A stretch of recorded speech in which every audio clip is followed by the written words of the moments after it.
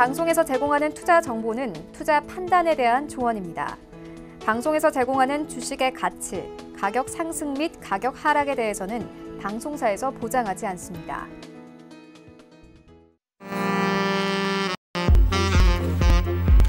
안녕하세요. 베스트 트레이딩맨의 김민지입니다. 저희 베스트 트레이딩맨 어제가 바로 첫 방송이었고요. 오늘 여러분들과 함께하는 두 번째 시간입니다. 앞으로 계속해서 8시부터 10시까지 2시간 동안 여러분들과 함께할 겁니다. 우선은 성공 투자를 위해서 우리 샘플레스 전문위원분들께서 알짜배기 정보들만을 모아서 격이 다른 주식 정보들을 이 시간에 전해드릴 건데요. 투자의 노하우를 알려드리는 강의는 물론이고요. 그리고 종목 추천, 종목 상담 시간까지 마련이 되어 있으니까요. 2시간 동안 저희 베스트 트레이딩맨과 함께 하시면서 올 한 해도 성공 투자 기원해 드리기를 바라겠습니다. 자, 우선 오늘 저희 시장 마감 상황부터 짚고 넘어가 보려고 하는데요. 코스피, 코스닥 시장 상황부터 함께 살펴보고 가도록 하겠습니다. 코스피 시장부터 함께 보시겠습니다. 오늘 코스피 시장 역시나 빨간불 켜주면서 마감이 됐습니다. 강보합권 흐름 보여줬고요. 2177.18포인트에 마감이 됐습니다. 7거래일 만에 2170선을 회복한 모습이었는데요. 과연 내일 시장은 또 어떤 흐름이 나올지 잠시 뒤에 또 우리 전문위원들과 함께 시장 이야기 나눠보도록 하겠습니다. 코스피 수급 상황 살펴보도록 하겠습니다. 오늘 코스피 시장에서는요. 외국인만이 물량을 담는 모습이었습니다. 1,000억 원 넘는 물량을 사들이다가 장 막판에는 2,000억 원 넘게 물량을 사들이면서 2,743억 원 순매수세를 기록하면서 장을 마쳤습니다. 자, 다음은 코스피 시가총액 상위 종목 흐름들 살펴보도록 하겠습니다. 오늘 삼성전자와 현대차까지만 볼 거고요. 삼성전자 같은 경우에는 빨간불 지켜줬습니다. 하지만 SK하이닉스는 장중에는 하락세로 전환을 하기도 했지만 장 막판까지 좀 하락으로 마무리를 짓는 모습이었습니다. 장 초반에는 빨간불을 켜주기도 했는데요. SK하이닉스 오늘은 약보합권 흐름에서 76,400원 종가 형성하면서 마감이 됐습니다. 자, 다음은요. 오늘 현대차, 오늘 자동차주들이 약간은 부진한 모습 보여줬습니다. 1.24% 빠지면서 11만 9천 원 선에서 마감이 됐습니다. 자, 다음 코스닥 시장 살펴보도록 하겠습니다. 코스닥 지수부터 확인을 해보시죠. 오늘 코스닥 지수도 역시나 강보합권 흐름에서 마감이 됐습니다. 0.37% 소폭이지만 올랐습니다. 739.57포인트. 740선을 눈앞에 두고 마감이 됐습니다. 코스닥 수급주체별 매매 동향 살펴보도록 하겠습니다. 오늘 코스닥 시장에서는요. 개인만이 매수에 나서는 모습이었습니다. 446억 원 사들였고요. 기관하고 외국은 팔자세를 기록했지만 그래도 오늘 지수는 강보합권에서 마무리를 지어줬습니다. 자, 코스닥 시장 시가총액 상위 종목 흐름 살펴보도록 하겠습니다. 오늘 제약주들의 흐름이 상당히 좋았습니다. 셀트리온 헬스케어도 1% 넘게 올랐고요. 신라젠 같은 경우에는 약보합권에서 마무리가 됐지만 바이오로메드 같은 경우에는 또 한 번 강보합권에서 지켜주면서 마감이 됐습니다. 27만 7천 원 선에서 마감이 됐고요. CJ ENM도 1.75% 상승하면서 23만 2,200원에 거래가 마감이 됐습니다. 자, 오늘 코스피 코스닥 시장 상황 잠깐 살펴봤는데요. 오늘 시장을 주도했던 업종들에 대해서도 이야기 나눠보도록 하겠습니다. 오늘 시장에서는요. 제약바이오 업종들이 상당히 좋은 흐름을 보여줬습니다. 삼성바이오로직스가 미국 업체하고 위탁 계약 생산 소식이 함께 전해지면서 희소식에 더불어서 오늘 삼성바이오로직스 6% 넘는 상승으로 마감이 됐습니다. 오늘 바이오주들 좀 개별적인 희소식에 힘입어서 각각 좀 급등하면서 마감이 됐는데요. 여기에다가 황우석 박사 복귀설에 힘입어가지고 제약바이오 업종들 강한 상승 탄력을 보여줬습니다. 셀트리온도 4% 넘게 올라줬고요. 그리고 바이오로메드는 0.76%. 삼성바이오로직스는 7% 가까운 상승으로 마무리를 짓는 하루였습니다. 자, 이번에는요. 금일 주도 업종 살펴보도록 하겠습니다. 오늘 시장에서는 교육 업종들이 상당히 좋은 모습을 보여줬습니다. 사교육비가 6년 연속 증가세를 나타내고 있다는 소식에 오늘 교육 관련주들이 약간은 그래도 좀 힘을 얻는 모습이었습니다. 오늘은 그래도 약보합권에서 움직여줬는데요. 실적 개선 전망에 힘입으면서 앞으로의 좀 성장성이 기대된다라는 기사들이 나오고 있었습니다. 자, 오늘 검색률 상위 종목 5개 종목 살펴보도록 하겠습니다. 오늘 시장에서는요. 우리기술투자, 그리고 로보로보, 그리고 코롱티슈진이 가장 많이 우리 투자자분들의 관심을 받으면서 장이 마감이 됐습니다. 우리기술투자 같은 경우에는 오늘 26% 넘게 오르면서 마감이 됐는데요. 비트코인 관련주로 분류가 되는 우리기술투자가 오늘 오랜만에 비트코인이 좀 급등하는 모습을 보여주면서 역시나 덩달아서 26% 넘게 오르면서 마감이 됐습니다. 다음 종목 살펴보도록 하겠습니다. 오늘 시장에서 가장 많은 주목을 받았던 종목은요. 로보로보입니다. 역시나 20% 넘게 올랐습니다. 24% 넘게 오르면서 마감이 됐는데요. 로보로보 같은 경우에는 중국 코딩 5천만 명 수요가 기대 된다는 소식과 함께 로봇 코딩, 블루오션 사업으로 좀 떠오를만 하다라는 소식이 전해지면서 이렇게 24% 넘게 오른 것으로 추정이 되고 있습니다. 중국 내 컴퓨터 코딩과 더불어서 로봇을 학습하려는 학생들 수요가 5천만 명 수준으로 증가할 거다라는 소식이 전해지면서 계속해서 이렇게 강한 모습을 보여줬는데요. 로봇 앞으로도 계속 지켜보시면 좋을 것 같습니다. 다음 종목 확인해 보시겠습니다. 코롱 티슈진이 오늘장에서도 계속해서 약세 흐름을 보여줬습니다. 코롱 티슈진 18% 넘게 급락하면서 오늘도 2거래일 연속 약세장을 연출을 해줬는데요. 인보사 충격에 지금 이틀 연속 급락세가 이어지고 있는 겁니다. 코롱 티슈진에 이어서 코롱 생명과학까지도 오늘 10% 넘는 하락세로 마감이 됐습니다. 자, 이번에는요, 오늘 시장 특징주 살펴보도록 하겠습니다. 첫 번째 특징주부터 함께 보시겠습니다. 자, 오늘 삼성 바이오로직스가 7% 가까이 오르면서 마감이 됐습니다. 미국 제약업체하고 위탁 생산 계약 소식이 전해지면서 장중에 계속해서 강한 모습 보여줬습니다. 처음에는 5% 넘게 오르기도 했는데요. 장 막판에는 7% 가까이 오르면서 마감이 됐습니다. 다음 종목 살펴보시겠습니다. 다음 종목은요, 콤텍 시스템입니다. 강보합권 흐름 보여주고 있고요. 0.63% 오르면서 마감이 됐습니다.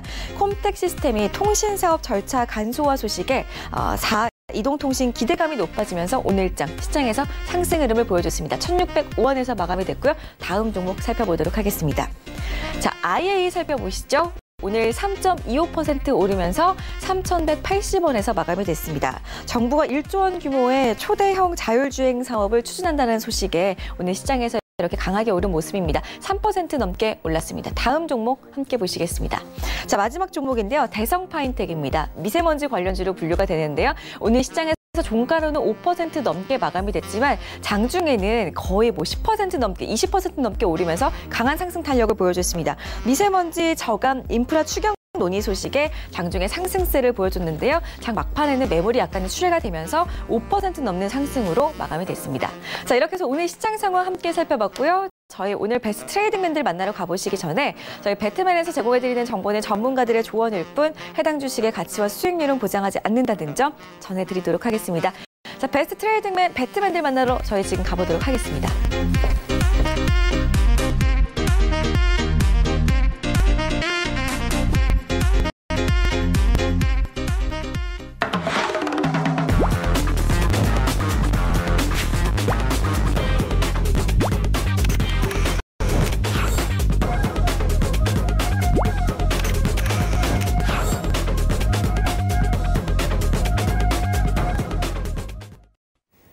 네, 오늘 함께할 배트맨 분들 좀 소개를 해드리겠습니다. 오늘은요, 여승재 전문위원 그리고 박정식 전문위원과 함께하겠습니다. 안녕하세요. 네, 안녕하세요. 네, 반갑습니다. 자, 일단은 박정식 전문위원께서는 저희 어제 또 한번 첫 방송을 함께 했었고요. 우리 여승재 전문위원님은 오늘 또 저희 이 배트맨 시간에 처음으로 출연을 하게 되셨는데 시청자분들께 일단은 인사 말씀부터 좀 부탁드릴게요. 네, 서울경제방송 시청자 여러분들께 인사드리겠습니다. 여승재 전문위원입니다.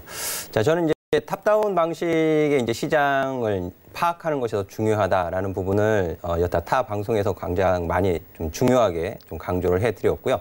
자, 시장에서 주는 신호에 충실하게 대응을 하시면은 우리 개인 투자자 여러분들의 계좌에 또 만사 형통이 되시지 않을까 이렇게 말씀드리고 싶고요. 앞으로도 이 베스팅 트레이드맨에서 더 좋은 알찬 정보 내용 제공해드리도록 앞으로 더욱 노력하는 모습 보여드리도록 하겠습니다. 네, 알겠습니다. 여러분의 계좌가 만사 형통되는 그날까지 여승재 전문위원께서 함께 하신다고 하니까요. 배트맨 2시간 동안 오늘도 채널 고정해 주시고 시청하시면서 여승재 전문위원께서는 좀 어떤 전략으로 시장을 대응하시는지도 잘 살펴보시기 바라겠습니다. 다음으로는 박정식 전문위원과 함께 할게요. 안녕하세요. 네, 안녕하십니까. 네, 반갑습니다. 네. 어제 저희 첫 방송 했잖아요, 전문위원님. 네. 어제 좀 어떠셨어요? 재밌었습니다. 반응이 좀 좋았나요? 반응은 네, 생각했던 거 이상 나온 것 같습니다. 알겠습니다. 오늘도 약간은 우리 미니 강의를 준비를 해주셨는데 박정식 전문위원과 같이 하는 가치 투자라는 종목으로 주제로 저희 강의가 오늘도 준비가 돼 있으신 거죠? 자, 오늘은 가치 투자지만 단기 투자로서 우리가 현실적 대응을 발빠르게 할 수 있는 좀 기술적 스킬 그리고 근본적 파동의 원리 이런 것들을 좀 강의를 해드리려고 합니다. 제가 어제 뭐라고 이야기했습니까? 중요 가격 론을 여러분들이 분들한테 오늘 알려드린다고 하지 않았습니까? 그 채널 고정, 시선 고정, 이 시간대 꼭 시청, 어제 아주 강조를 해드렸습니다. 그리고 제가 이제 어제 언급한 종목도 좀 이따가 AS를 해드릴 예정이니까요. 채널 고정하시고 지켜보시기 바라겠습니다. 어제 시청하셨던 분들이라면은 하루 만에 그렇다면 궁금증이 풀리게 되는 거네요. 어제 네. 물론 샵 4989번으로 문자 주신 분들은 당일에 종목 추천이 어떤 거였는지 받아가셨겠지만 오늘 방송으로 시청하시는 분들은 박정식 전문위원의 어제 시크릿 추천주 잠시 뒤 공개가 되고요. 수익률까지 함께 공개가 되니까요. 계속해서 채널 고정해 주시기를 바라겠습니다. 자, 그렇다면 저희 베스트 트레이딩맨 시청하시면서 실시간 참여하실 수 있는 방법부터 좀 고지를 해드리도록 하겠습니다.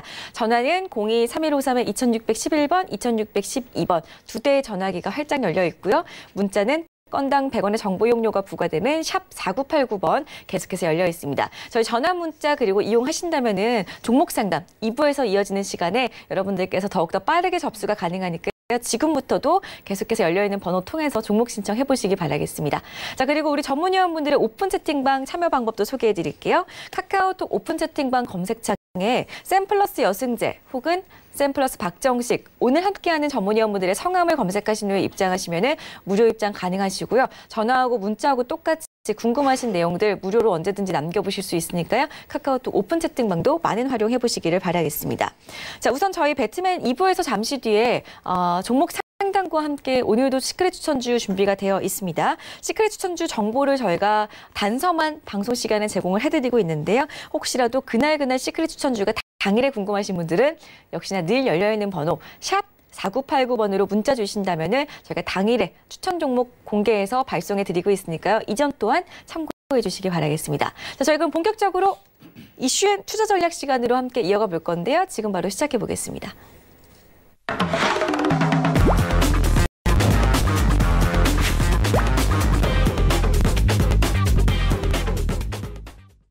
네, 자, 저희 첫 번째 시간으로 이어가 보도록 하겠습니다. 트레이딩맨 이슈앤 전략 시간이고요. 두 분과 함께 시장 이슈에 대해서 이야기 나눠보도록 하겠습니다. 오늘의 이슈부터 화면으로 함께 확인해 보겠습니다. 자, 오늘 첫 번째 이슈는요. 국제유가 상승에도 불구하고 정유주들이 왜 계속해서 약한 모습을 보여주고 있는지 두 분과 이야기 나누겠습니다. 2분기에는 과연 정유주들의 흐름이 어떻게 흘러갈런지도 전문위원분들과 함께 전략 세워보도록 하겠습니다. 두 번째 이슈는요. 황우석 박사 복귀설로 인해서 제약바이오주들이 급등하는 모습을 오늘 또 한번 보여줬습니다. 수혜주들 좀 옥석을 가려내면서 저희가 찾아봐야 될 것 같은데요. 오늘 같은 시장에서도 개별적으로 좀 제약바이오 업종들이 개별 이슈로 움직였기 때문에 또 황우석 박사 복귀설에 움직일 수 있는 수혜주들 두 분과 함께 이야기 나눠보도록 하겠습니다. 마지막 이슈죠. 미세먼지 관련주. 문재인 대통령 정부에서 지금 세 번째로 추경 예산을 계속해서 발표를 하면서 지금 미세먼지 관련주들이 급물살을 타고 있습니다. 과연 지금이 계속 매수의 적기인지 아니면 조금 더 조정을 받을 때 접근을 해야 하는지도 두 분과 이야기 나눠보도록 하겠습니다. 네, 자, 첫 번째 이슈부터 이야기 나눠보도록 하겠습니다. 먼저 국제유가는 지속해서 지금 상승이 나오고 있음에도 불구하고 정유주들이 계속해서 약세를 보여주고 있습니다. 이유가 또 어떤 건지도 이야기 나눠볼 거고요. 지금 이제 2분기가 시작이 됐기 때문에 2분기에는 정유주들은 어떻게 투자 전략을 세워봐야 하는지도 두 분과 한번 짚어보도록 하겠습니다. 자, 우선 여승재 전문위원부터 정유주들 오늘 흐름 어떻게 보셨는지 한 말씀 해주실까요? 네, 오늘 정유주들 중에서도 정유화학주들 종목들이 같은 업종 내에서는 같이 움직이는 주가 흐름보다는 개별적으로 좀 종목들의 주가 흐름이 좀 엇갈리고 있다라는 부분을 좀 강조해서 말씀을 드리고 싶은데요. 자, 그런 부분들은 이제 국제 유가 동향 그리고 업황에 대한 이해도가 어느 정도 좀 바탕이 돼 있어야 또 정유주라든지 화학주들 좀 투자를 하시는 데 도움이 되실 것 같은데 사실 개인 투자자분들이 이 정유 업황이라든지 화학 또 에틸렌 계열, 비에틸렌 계열 이런 업황에 대해서 분석을 하시기가 굉장히 어려운 쪽 섹터거든요. 근데 제가 이제 좀 설명을 드리자면요. 이 오페크 이제 3월 산유량이 이제 4년 내 최저 수준이다라는 이제 결과가 발표가 됐습니다. 오페크의 산유량이 일일 3,040만 배럴로 전월보다 한 28만 배럴 감소한 결과를 나타냈는데 자, 이것이 반도체도 마찬가지고 국제 유가도 마찬가지예요. 수요와 공급이죠. 어차피 결국 궁극적으로는 수요와 공급이 영향을 주는 부분인데 오페크에서의 이 산유량 감소 이 부분이 감산 이행률의 135%에 이르고 있다라는 부분을 시사하고 있거든요. 그 부분은 무엇일까요? 소비, 수요보다는 공급 쪽에 지금 자극을 주면서 국제 유가에 이제 영향을 주고 있는 부분이잖아요. 근데 이게 중동의 정세와 미국 뭐 다 맞물려 있기 때문에 뭐 간단하게 설명드리기는 어려운 수준이지만은 어쨌든 지금 현재로서는 베네수엘라 문제라든지 또 이란, 미국의 이란 제재, 그리고 사우디 오페크 회원국들의 감산, 이런 공급 쪽의 이슈가 국제 유가에 영향을 주고 있다라는 점만 좀 분명히 잘 기억을 해 주시면 좋을 것 같고요. 그리고 제가 전망하는 쪽으로는 이제 장기적으로 정유 사업 쪽은 좀 성장이 둔화될 것으로 좀 전망을 좀 해드리고 싶습니다. 자, 미국 시장의 공급 확대라든지 글로벌 정제 설비 증설에 대한 부담 이런 부분들이 있기 때문에 이 구조적 부진 요인이 해소되기에는 아직까지는 좀 부정적인 요인들이 좀 많이 산재돼 있다라는 측면에서 좀 설명을 드리고 싶고요. 2018년 그리고 2017년 그 상반기 2017년에서 2018년 상반기 수준의 어떤 정제 마진 그런 부분을 기대하기는 조금 당분간 어려울 것이다라고 말씀 좀 드리고 싶고요. 하지만 제 좀 부정적인 의견을 좀 드리고는 있지만은 이런 정유사들이 앞으로의 전망 이런 부분들을 다 잘 알고 있겠죠. 알고 있기 때문에 다른 쪽으로 이제 사업 다각화에 대해서 노력을 하고 있다는 뜻이 되겠죠. 그래서 이제 IMO 2020이라든지 또 사업 다각화 이런 부분들이 또 기대 요인으로 작용을 할 수 있어 보이는데요. 그래서 이제 2분기에는 이제 4분기의 실적의 SOL 같은 경우 굉장히 좋지 않게 발표가 되었었는데 지금 수급적으로도 외국인 기관의 동반 순매도가 연속적으로 좀 지속이 되고 있는 상황이고요. 하지만 1분기 이후로 2분기에는 이런 기대 요인들 그리고 점차적으로 좀 바닥을 다지는 실적의 좀 개선세 이런 부분들은 좀 기대해 볼 만하다라고 말씀 좀 드리고 싶습니다. 네, 알겠습니다. 국제유가 상승 속에서도 지난 1분기 정유사들의 실적 전망은 어둡다고 하는데요. SOL 같은 경우 말씀을 해주셨지만 외국인과 기관 수급이 계속해서 빠져나가고 있는 모습을 확인을 해봤습니다. 단계적으로는 지금 좀 모르겠지만 장기적으로도 계속 역시나 좀 부진할 것이다 라는 말씀을 해주셨는데 그렇다면은 조금 눌릴 때마다 조금씩 담아가는 전략도 유효하지 않은 거겠죠? 아니요, 저는 이제 그렇게 생각을 하지 않고요. 그러니까는 뭐 아주 간략하게 설명을 드리면 롯데케미칼 같은 경우에 이제 2015년 이후 2016년에서 2018년도 초까지의 상승세 이제 그런 호황을 기대하시기에는 무리가 있다라고 좀 정리를 해서 말씀을 드릴 수 있을 것 같아요. 네, 알겠습니다. 자, 여승재 전문위원과 함께 일단은 지금 정유주에 대한 이야기를 좀 나눠봤습니다. 박정식 전문위원께서는 정유주에 대해서 어떤 의견을 가지고 계시는지 한번 여쭤볼게요. 네, 일단은 뭐 정유 섹터 같은 경우에는 오일이 언제부터 올라왔습니까, 여러분? 2015년부터 바닥을 다지고 올라오기 시작했죠. 유가가 계속적으로 상승이 나올 때는 일단 정유회사들이 싼 값에 원유를 사들여서 일단은 소비자가를 좀 비싸게 팔 수 있으니까 소비자가는 계속 올릴 수 있잖아요. 그죠? 국제유가가 올라가니까. 그러면서 이제 정제 마진이 이제 지속적으로 상승이 나오는데 지금 현재 국면은 어떻습니까? 유가가 한 $60, $70 정도, $50 정도 선에서 계속 급등락을 반복하고 있는 약간 횡보 추세에 놓여져 있습니다. 그렇기 때문에 결과적으로 어떻게 됩니까? 소비자가는 크게 움직이지 않는 선에서 공급선에서 이제 문제가 생기는 거죠. 그러니까 원유를 사들이는 데서 결과적으로 정제 마진이 상당히 많이 감소할 수밖에 없습니다. 그래서 이번에 뭐 SK 이노베이션도 마찬가지고 그다음에 S-오일도 마찬가지고 4분기 실적이 특히 이제 S-오일 같은 경우에는 상당히 큰 폭의 적자가 났습니다. 그렇기 때문에 지금 정유 회사들이 하락이 나오고 있고 지금 현재 이 실적 둔화는 매출은 크게 상승했어요. 근데 마진이 이제 줄어들면서 이제 적자가 나기 시작하는 건데 이것은 이제 쉽사리 지금 이 실적을 다시 또 긍정적으로 탈바꿈시키기에는 어렵다고 보여집니다. 그래서 일정 부분 좀 기간 조정을 받을 수밖에 없는 그런 실정이고 만약에 이제 시장까지 둔화가 된다면 추가적인 하락력도 나올 수 있고 이미 2014년 저점을 다지고 2018년까지 상승력이 나왔기 때문에 이미 긴 시간 동안 상승력이 나왔어요. 지금 여기서는 이제 일정 부분 기간 조정을 받을 수밖에 없는 그런 국면인 거죠. 그래서 정유주들은 조금 조심스럽게 트레이딩 관점으로 접근하셨으면 좋겠습니다. 알겠습니다. 정유주에 대한 박정식 전문위원의 의견 함께 하셨습니다. 참고 잘 하셨으면 좋겠고요. 다음 두 번째 이슈 함께 또 확인을 해보도록 하겠습니다. 황우석 박사 복귀설에 힘입어 뒤집어서 제약바이오 업종들이 급등하는 모습을 보여줬습니다. 수혜주들 찾기에 나선 모습인데요. 일단은 인보사 사태에도 불구하고 코롱그룹주들 이외에는 오늘 시장 봤더니 제약바이오 업종들 크게 영향을 받지는 않는 모습이었습니다. 오늘 오히려 시장에서 제약주들이 시장을 좀 이끄는 모습을 보여주는데요. 삼성바이오로직스 그리고 셀트리온 모두 다 개별적인 이슈로 오늘 좀 오르긴 했는데 앞으로 황우석 박사 복귀설과 관련해서 또 개별적으로 어떤 종목들 눈여겨봐야 하는지 제약업종 중에서 어떤 종목들을 지금 보고 계시는지 여승재 전문위원부터 한 말씀 해주실까요? 사실 지금 저는 이제 2017년도하고 2018년도 초까지만 해도 이제 삼성바이오로직스를 가장 최소주로 말씀드린 이후에 이제 이슈가 생겼었죠. 이제 그 이후로는 이제 제약바이오주에서는 특별히 특히 강조해서 드리고 있는 종목은 없는데요.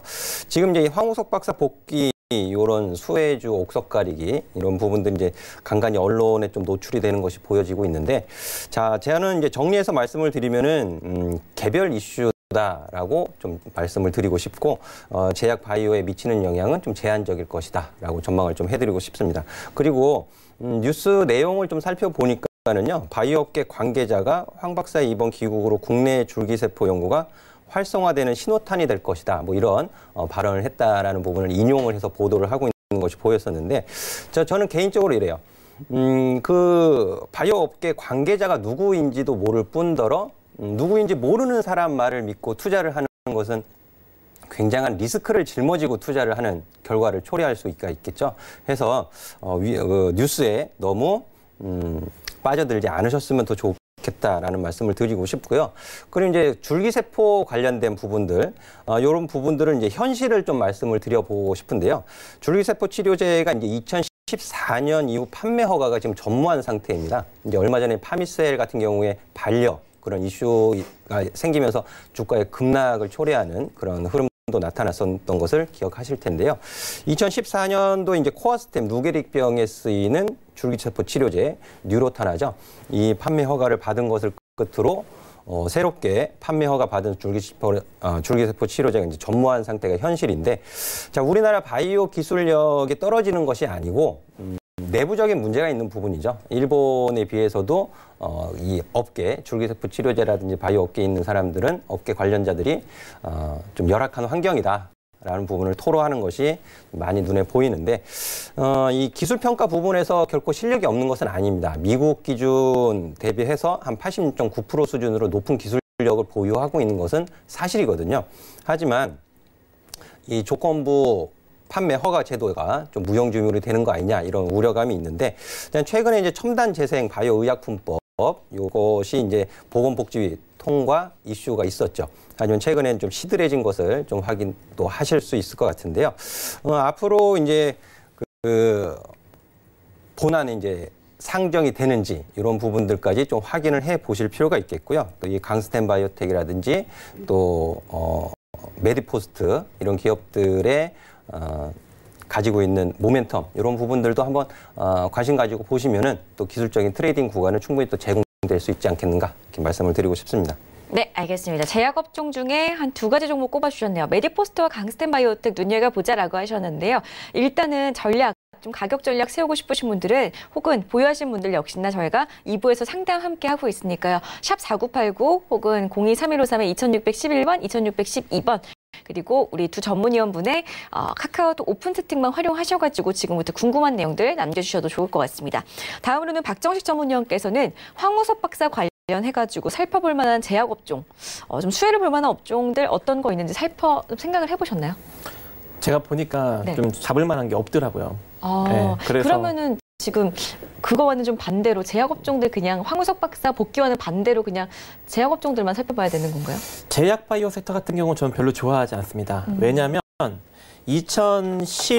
언제부터 부각받았죠? 2014년, 그죠? 2014년부터 2015년, 2016년, 2017년, 2018년까지 제약 바이오 섹터가 상당히 오랜 기간 부각을 받았거든요. 근데 지금 여기서 이미 자기 자산 가치 대비 상당히 많이 고평가된 제약 바이오주들이 여기서 상승이 나온다 한들 얼마나 더 나오겠습니까? 지금은 기업들의 실적이 어떻게 되는 시기입니까? 둔화되는 시기이죠. 여러분, 그동안 2018년 초기까지는 시장이 어떤 시장이었어요? 대세 상승 국면의 시장이었단 말이죠. 그럼 여러분들이 투자했던 2014년도부터 2018년도까지는 제약바이오들이 한참 이슈였으니까 여러분들이 재무구조를 굳이 열어보지 않아도 그냥 날아갔던 시기였습니다. 지금은 이제 그 재무구조를 열어보고 내가 진짜 이 기업을 투자해야 되는지 말아야 되는지 끌고 가야 판단을 해야 되는 그런 시기입니다. 왜냐하면 이제는 시장이 꺾이고 있고 기업들의 실적도 둔화가 되고 있기 때문에 그동안 강세장에서 인기를 끌었던 섹터는 결과적으로 죽을 수밖에 없습니다. 그래서 뭐 황우섭 박사가 지금 뭐 홈센터 관련 무슨 또 여러 이제 기업인들과 이제 미팅을 좀 여의도에서 가졌다고 관련주들이 조금 상승이 나오는 것 같은데 그런 종목들 결과적으로 잠깐 반등 나오고 크게 가지 못합니다. 그래서 이 관련주들을 여러분들이 노리려고 하지 마시고 그냥 지금 현재 긍정적으로 상승이 나오는 IT 관련주들이나 아니면 반도체 관련 그리고 또 뭐 자동차 뭐 부품주들 좀 이런 데 좀 실적이 좀 건실한 저평가 이런 종목들이 좀 많이 상승력이 나오지 않습니까? 오늘도 급등력이 나왔던 종목들 중에 반도체 쪽 그리고 IT 쪽이 상당 부분 포진돼 있습니다. 그런 좋은 종목들을 냅두고 왜 IT 이런 종목에 이슈 종목에 투자를 하십니까? 실적이 진짜 좋지도 않고 자산 가치도 좋지 않고 흑자도 내지 못하고 결과적으로 진짜 신성장 기업만 아니면 상장 폐지 주르륵 당하는 그런 기업들밖에 없습니다. 더 이상 이쪽에 눈여겨보지 마시기 바라겠습니다. 박정식 전문위원께서는 제약업종들 눈여겨보지 말고 지금 차라리 지금 시장에서 좀 순환매가 돌고 있는 업종들로 눈을 돌려보자라는 말씀이셨습니다. 과연 어떤 업종들 그리고 어떤 종목들인지 더욱더 자세하게 알고 싶으시다면 카카오톡 오픈 채팅방 검색창에 쌤 플러스 박정식 7글자 검색하시고 또 무료 입장해보신 후에 우리 전문위원과 직접 이야기를 나눠보시는 것도 좋을 것 같습니다. 다음 세 번째 이슈로 넘어가 보도록 할 텐데요. 세 번째 이슈는요. 미세먼지발, 문정부 세 번째 추경 급물살. 지금 과연 미세먼지 관련주들 매수 적기인지 두 분과 이야기 나눠보도록 하겠습니다. 미세먼지 대책에 필요한 재원 마련과 그리고 선제적인 경기 대응을 위해서 추가 경정 예산 편성을 추진하기로 정부가 오늘 또 한 번 밝혔습니다. 계속해서 지금 미세먼지 대책에 힘을 쓰고 있는 모습인데요. 이에 따라서 오늘 대성파인텍 같은 경우에는 장중에 정말 한 20% 넘게 갑자기 급등을 하더라고요. 그러다가 물량이 갑자기 또 바로 빠지긴 했는데요. 미세먼지 관련주들이 좀처럼 그래도 막 크게 힘을 받지는 못하는 것 같아요. 그래도 조금씩은 계속해서 오르고 있는 모습입니다. 지금 계속 또 담아봐도 괜찮을지 여승재 전문위원부터 한 말씀 해주실까요? 일단 이제 추경에 대한 부분을 좀 말씀을 드리고 싶은데요. 정부 여당 이 미세먼지 추경 대책 이 추진 효과가 저는 좀 의문이다라고 먼저 좀 무퀘스천 마크를 좀 던져놓고 보시는 게 좋지 않겠는가 이렇게 말씀을 좀 드리고 싶어요. 이 추경을 통해서 미세먼지를 과학적으로 측정, 감시, 분석할 수 있는 인프라를 구축 그리고 배출원별 배출량을 저감하기 위한 획기적인 조치를 추진할 예정이다. 이렇게 설명을 하고 있거든요. 근데 이 획기적인 조치가 무엇인지 굉장히 아리송합니다. 인공 강우가 될까요? 이런 부분들도 굉장히 좀 의문이고 매번 실효성의 논란에 시달렸거든요. 이런 부분들. 그리고 결과적으로는 수혜라는 것은 뭐예요? 결과가 있어야 되겠죠. 근데 지금의 이제 미세먼지 관련주들이 과연 1분기 어닝 시즌에 뚜껑을 열어봤을 때 어느 정도의 수혜를, 결과를 투자자들한테 내보여줄지는 의문이다라는 부분이죠. 그리고 최근에 이제 그런 뭐 국가 재난 사태의 미세먼지 이런 부분들 때문에 뭐 그게 이제 모멘텀이 돼서 주가가 급등하는 모습을 보였죠. 그것이 일부분 이제 선 반영이 된 상태로 해석을 하시는 게 좋을 것 같아요. 일부분 먼저 선 반영이 돼 있는 상태다.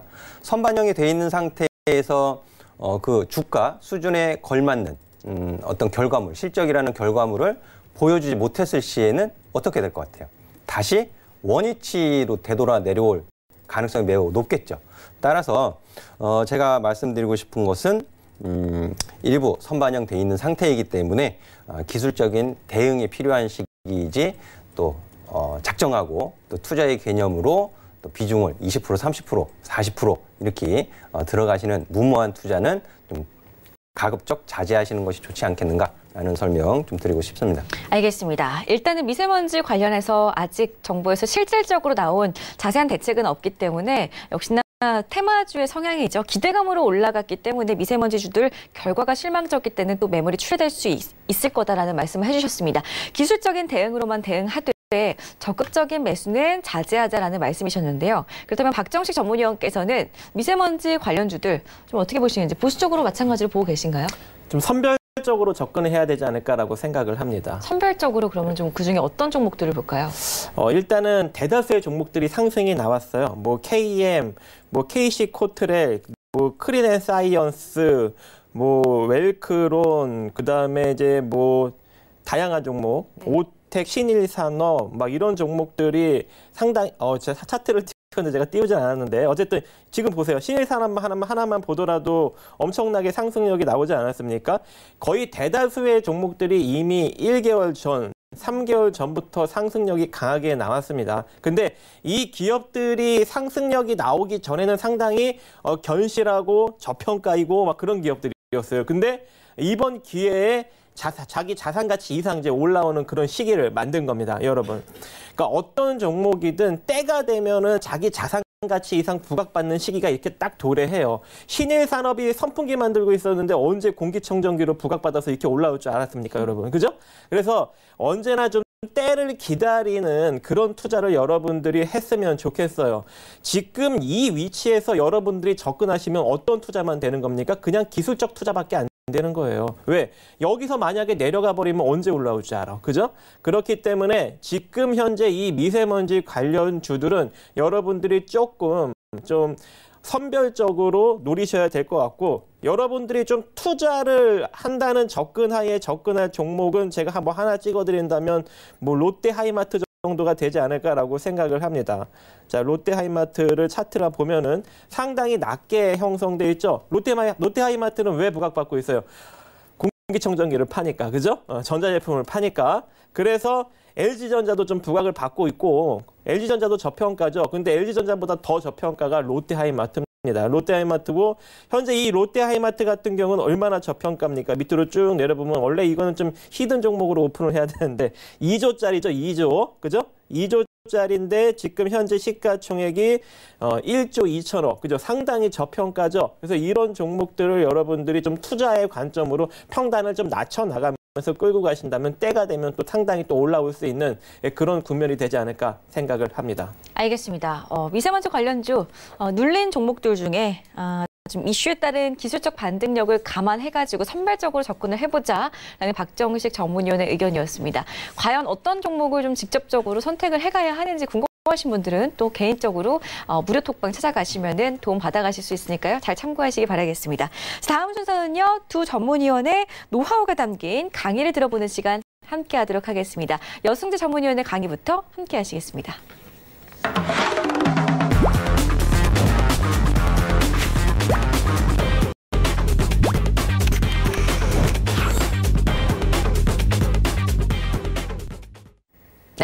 오늘 우리 여승재 전문위원께서는요.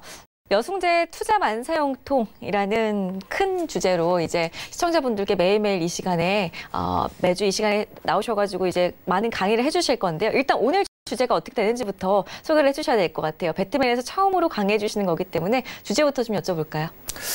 네, 오늘 첫 시간 이제 첫 강의이기 때문에 무엇보다 이제 주식 투자의 기본에 대해서 가볍게 몸푸는 강의로 시작을 해보도록 하겠습니다. 알겠습니다. 기본이 가장 중요하죠, 무엇보다. 자, 그럼 어떤 것부터 좀 살펴봐야 하는지 지금부터 본격적으로 시작을 해주실까요? 네. 자, 오늘 이제 첫 강의 시간이고요. 제가 준비한 것은 이제 주식 투자의 기본서부터 이제 시작을 해보도록 하겠습니다. 모든 것이 기본이 충실해야 또 응용을 할 수가 있고 또 거기에서 또 계좌 수익을 만들어가는 토대를 만드실 수 있다라고 좀 강조해서 말씀을 드리고 싶은데요. 제가 이제 뭐 새로운 내용은 아니고요. 제가 그동안 또 방송 진행을 하면서 많이 강조를 드렸던 부분인데 사실 저는 이제 탑다운 방식의 이제 주식 투자를 좀 분석 방법을 좀 선호하는 전문가입니다. 따라서 이런 부분들을 이제 차근차근 집중해서 잘 들어주시면은 많은 도움이 되실 것 같고요. 자, 주식 투자의 기본. 저는 이걸 좀 강조해서 가장 많이 말씀을 드리거든요. 시장은 분석이 아니라 파악이다라고 좀 말씀을 드리고 싶어요. 시장을 개인 투자자분들이 분석을 하시기 위해서는 얻을 수 있는 정보도 굉장히 제한적일 뿐더러 잘못된 분석, 그러니까 분석의 오류를 범하실 가능성이 매우 너무 높다라는 부분이죠. 해서 그거를 너무 어려운 거를 또 그 시간을 할애하시는 것도 굉장히 어려우실 것 같아요. 그래서 분석하려고 하지 마시고요. 시장을 분위기 파악이 굉장히 중요하죠. 어디를 가든 그 분위기 파악이 더욱더 중요하다라고 말씀 좀 드리고 싶은데, 자, 그럼 무엇을 파악하느냐? 주식은 대표적인 위험 자산이죠. 우리 시청자분들이 투자를 하실 때 안전자산에 투자를 하실 수도 있고 위험 자산에 투자를 하실 수도 있죠. 근데 지금 이제 시청하시는 우리 시청자분들은 주식 방송 위험 자산에 투자를 하고 계시단 말이에요. 그러니까 지금 시장이 위험 자산을 선호하는 심리가 자극을 받고 있는지, 아니면 회피하고자 하는 심리가 우세한지를 파악하는 것이 무엇보다 중요하다라고 좀 강조를 해서 말씀을 드리고 싶어요. 그러면 시장에서 위험 자산을 선호하거나 회피하거나 하는 신호는 어디에서 가장 먼저 표시가 되죠? 항상 외국인 수급, 기관 수급을 얘기를 하잖아요. 그렇죠? 우리 한국 증시뿐만 아니고 글로벌 증시에서 외국인 투자자들, 대형 큰손들. 그 큰손들은 단 0.1%만 왔다 갔다 해도 굉장히 큰 돈이 움직이는 그런 자금을 움직이다 보니까는 금리에 기초를 한 안전자산으로 자금을 돌릴 것인지, 위험자산으로 자금을 배분할 것인지에 대해서 가장 매 순간순간 고민을 하고 이 사람들이 트레이딩을 하거든요. 그러니까는 수급은 모든 재료에 우선한다라고 좀 말씀을 드리고 싶어요. 오늘 외국인 코스피 시장에서 현물 매수, 그리고 선물 시장에서 매수. 기관은 금융투자 위주로 코스피 현물 매도. 계속 이해 충돌이, 수급의 충돌이 벌어지는 거죠. 그리고 그 종가, 물론 밸류에이션, 적정 PER이라든지 뭐 자산가치 PBR 그런 그런 지표도 중요하겠지만은 그날의 종가가 어떻게 보면은 그 기업의 적정 주가로 평가를 받은 거죠. 그렇죠? 이런 시장이 주는 신호, 표시, 그건 이제 수급에 의해서 결정이 된다라고 강조를 해서 말씀을 드릴 수 있을 것 같고, 그럼 2018년도 증시는 좋지 못했죠. 그러면 수급이 증시에서 빠져나가고 들어오고 이런 부분, 외국인 수급은 무엇을 보고 한국 증시에 자금을 유입을 시키거나 유출을 빼갈까요? 그런 부분들은 이제 증시 주변 여건에서 많은 신호들이 발생이 되고 있거든요. 다음을 보시면은 준비한 지표는 이제 OECD 경기 선행 지수예요. OECD 경기 선행 지수는 6개월에서 9개월 앞을 좀 예측하는 지표로 활용이 되고 있죠. 그 부분이 정점을 찍었던 부분이 여기가 17년 11월에 정점을 찍고 하향을 하기 시작을 합니다. 그럼 지금 기준이 되는 100선을 이탈시켜서 내려왔죠. 이때가 이제 7월 달로 이제 표시가 되는데요. 지금 현재 99.13입니다. 99.13. 그러니까 100 이하는 경기 둔화를 나타내는 거죠. 지금 시장에서 한국 증시의 발목을 잡고 우려감을 가장 자극하고 있는 부분이 뭐예요? 경기 둔화, 경기 침체 이런 용어가 되잖아요. 근데 이제 중국과 미국의 제조업 지표가 좀 개선이 되면서 경기 둔화 우려감이 완화되기도 하고요. 근데 선행지수는 벌써 언제서부터 꺾여 내려가고 있었다? 이제 신호를 주고 있었던 거예요. 증시에 신호를 주고 있었다. 이런 부분에 이제 충실하게 대응을 한다면은 2018년도에 적극적인 주식 투자는 좀 리스크 회피 차원에서 적절한 비중을 유지를 하실 수 있었겠죠. 그럼 한국 경기 선행 지수, 다들 이제 뉴스를 보셔서 잘 아실 거예요. 경기 선행, 경기 동행 지수가 계속 좋지 못하다. 그리고 산업 생산, 설비 투자, 소매 판매가 또 안 좋다. 그런 뉴스들을 보셨을 텐데 지금 OECD 토탈 그 지표와 한국, 이제 파란색 선이 한국입니다. 파란색 선이 한국인데 OECD 토탈이 빨간색 선이고 어떻게 보면은 이평선의 데드 크로스 같죠? 데드 크로스가 발생된 것이 2018년도예요. 2018년도 1월에 데드 크로스가 발생이 됐습니다. 근데 여기는 이제 100선 위였죠. 근데 100선 이하로 내려가기 시작한 것이 4월이에요, 4월. 꼭 1년 전. 꼭 1년 전에 이제 100선 밑으로 내려가기 시작했던 거죠. 한국이. 그럼 코스피 주가, 종합 주가 지수 차트를 보시면은 굉장히 신뢰도가 높다는 것을 확인을 하실 수가 있을 것 같아요. 현재 근데 코스피 지수를 확인하기 전에 지금 이제 중국 이제 제조업 PMI 지수 그리고 미국의 ISM 제조업 PMI 지수 이게 좀 개선되는 결과가 나왔잖아요. 근데 이제 한국의 경기 선행 지수 살짝 완만하게 이제 이렇게 고개를 드는 게 확인이 되실 것 같아요. 완만하게. 그래서 지금 2분기 1, 2, 3 끝나고 이제 지금 4월 달서부터 2분기잖아요. 2분기 경기 바닥론에 힘이 좀 실리고 있는 국면이죠. 그래서 무조건 부정적으로 보실 부분은 아니지만 이런 부분들을 확인해 가시면서 주식의 비중, 현금 비중과 주식 비중을 적절히 그리고 포트폴리오를 어떻게 꾸리시느냐에 따라서 또 이 계좌 수익을 가져가실 수 있을 것 같은데 이 나머지 이제 시간이 굉장히 좀 짧게 느껴지네요. 수급도 제가 이제 준비를 해봤는데 이런 부분들은 또 금요일 날 제가 이제 강의 시간을 통해서 좀 더 자세하게 설명을 드리고 싶고요. 이런 부분들이 코스피 지수에 이제 나타났다. 그래서 문재인 대통령의 당선 그리고 트럼프 대통령의 당선, 브렉시트. 지금 브렉시트도 굉장히 불확실이죠. 근데 브렉시트와 트럼프 대통령 당선됐던 시기에 코스피 지수가 지금 저점을 확인시켜주고 있고 이런 부분들이 다 기준 역할을 하는 거예요. 시장 대응의 기준. 그래서 지금 문재인 대통령의 소득주도 정책이 잘 되고 있는지는 의문이지만 여기가 또 저항 구간으로 작용을 하고 있다. 여기서 어떻게 위로 상방으로 갈 것이냐 아니면 또 횡보해서 위로 갈 거냐 아래로 갈 거냐 방향성을 나타내게 될 텐데 이런 부분들은 이 방송을 통해서 지속적으로 제가 확인시켜 드릴 테니까요. 이런 부분을 참고하셔서 투자를 하신다면은 또 계좌에 또 만사형통이 되시지 않을까 하는 말씀드리면서 오늘 강의는 여기서 좀 마무리하도록 하겠습니다. 네, 좋습니다. 감사합니다. 여승재 투자만사형통 함께 하셨습니다. 주식 투자의 모든 것이 좀 뜻대로 잘 되실 수 있도록 강의를 해주셨는데 경기 선행 지수를 봐야 하는 꿀팁을 얻어봤습니다. 참고하셔가지고 시장을 미리 예측해 보시면 좋을 것 같은데요. 진짜 흥미진진한 이야기를 하려고 했는데 강의가 끝나고 말았습니다. 금요일에 다시 또 배트맨에서 이어지는 강의 해주신다고 하니까요. 다음 강의는 계속해서 기대해 주시기 바라겠고요. 금요일 이 시간에 함께 해주시면 되겠습니다. 자, 이번에는 박정식 전문위원이 준비하고 있는데요. 박정식과 같이 하는 가치 투자로 이동해 보도록 하겠습니다.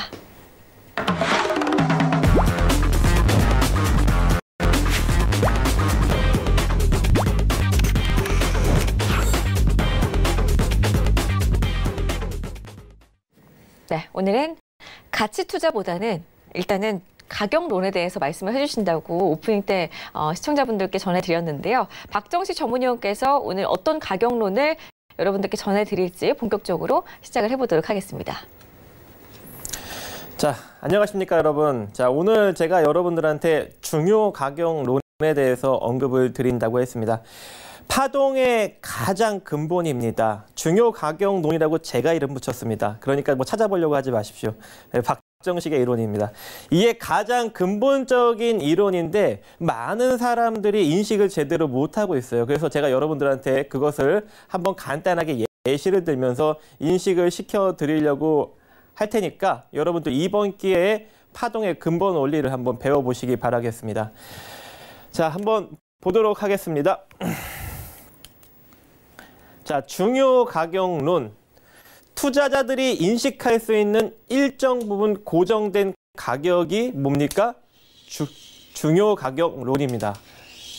자, 그리고 중요 가격에서 진퇴가 이루어집니다. 이 상태라는 건 결국 우리가 진입을 하고 또 빠져나오고 매도의 행위가 이루어진다는 것이겠죠.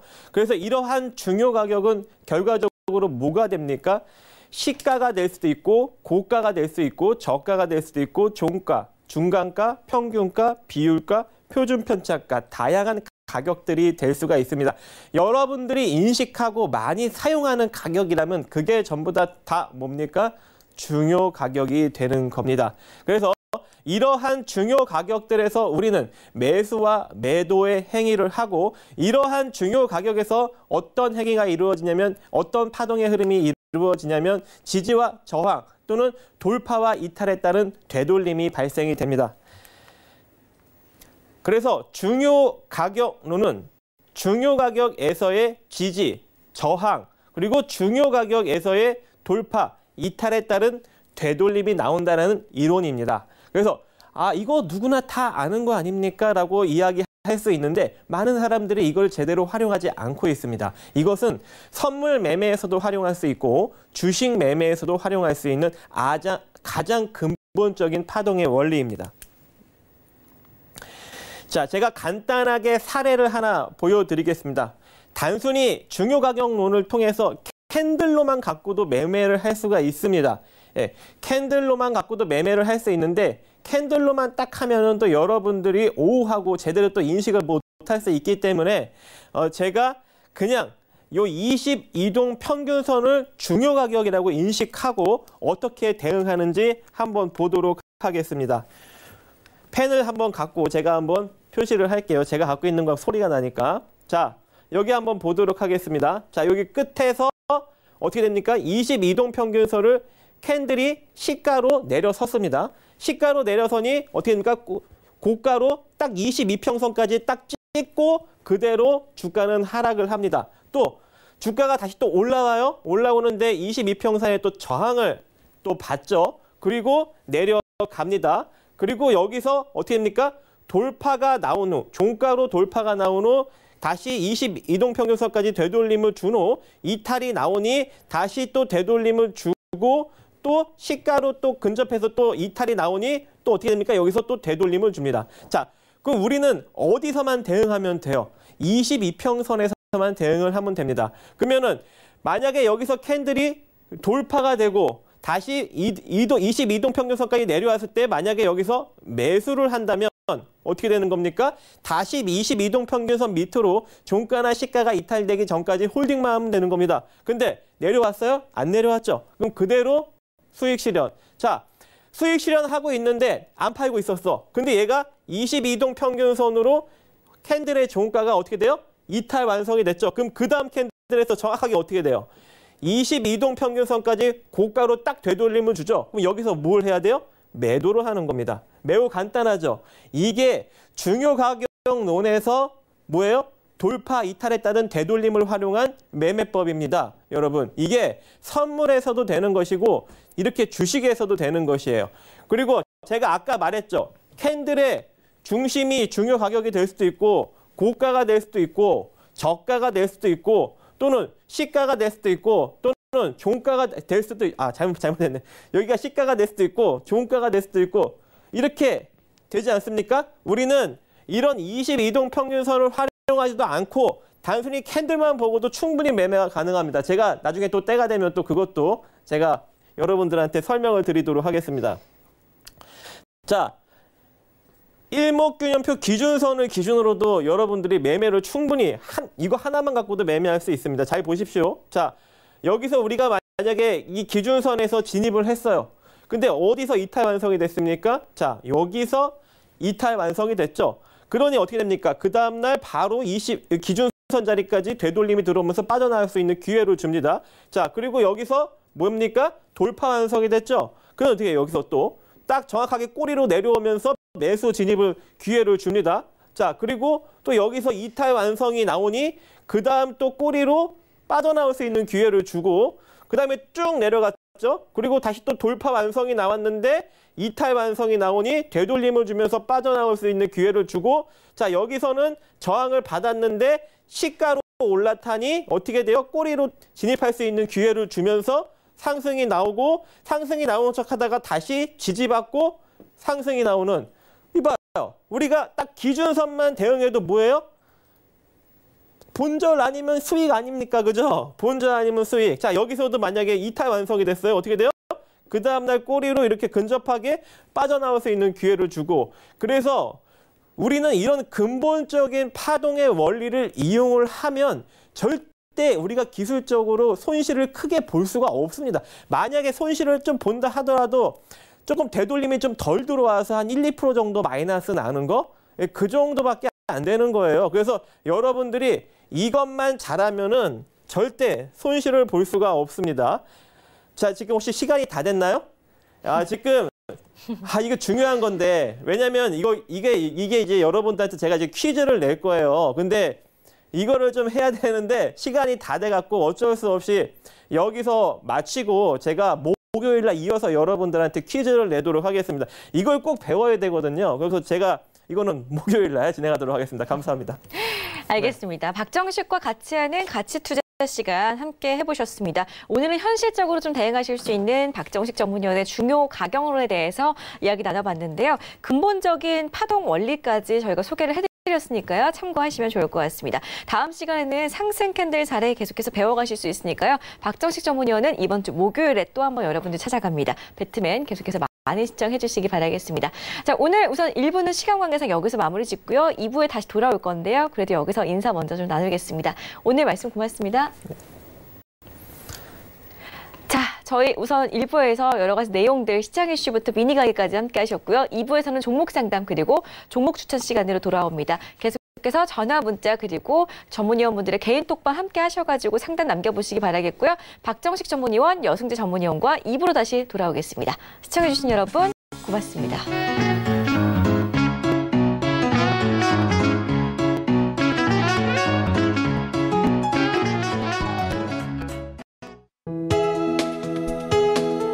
본 방송에서 제공하는 투자 정보는 투자 판단에 대한 조언입니다.